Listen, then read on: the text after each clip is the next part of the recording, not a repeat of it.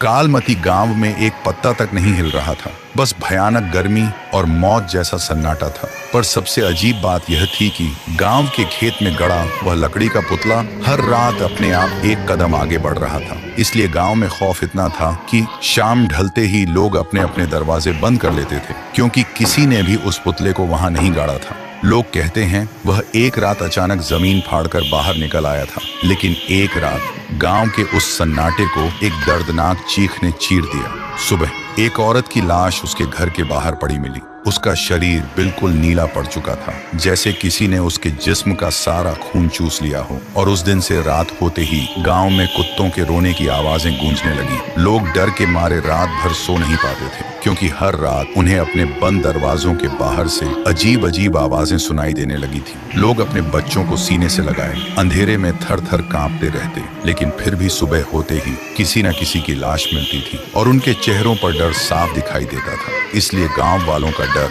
अब भयानक दहशत में बदल चुका था। ऐसा लगने लगा था जैसे अगला नंबर किसी का भी हो सकता है। फिर एक दिन सब मिलकर सरपंच के पास आकर विनती करने लगे, ये सब कैसे रोका जाए।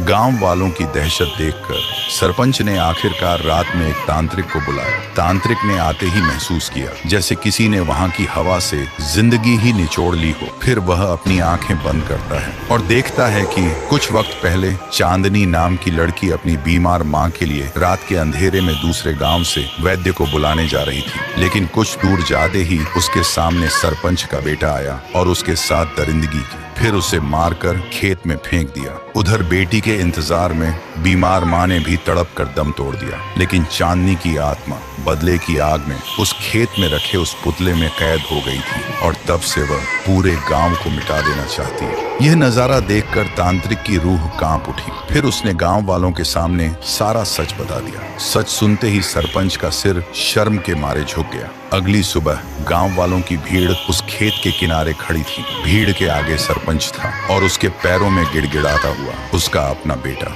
सरपंच की आंखों में आंसू थे, पर हाथ में एक कुल्हाड़ी थी। तभी उसने एक झटके में अपने ही बेटे का सिर धड़ से अलग कर दिया। खून के छींटे सीधा उस पुतले पर जा गिरे और सरपंच घुटनों के बल जमीन पर गिरकर रोते हुए बोला, तेरा बदला पूरा हुआ चांदनी। इस पापी खून से अपनी प्यास बुझा ले और इस गांव को बख्श दे। तभी आसमान का रंग बदल गया और देखते ही देखते वह पूरा पुतला राख बनकर हवा में उड़ गया। उस दिन के बाद से कालमती गांव में मौत का सिलसिला तो रुक गया था, लेकिन उस खेत की तरफ जाने की हिम्मत आज भी कोई नहीं करता। तो दोस्तों, बुरे काम का अंजाम हमेशा बुरा ही होता है। आप अपने पाप दुनिया से तो छुपा सकते हैं, लेकिन ऊपर वाले से कभी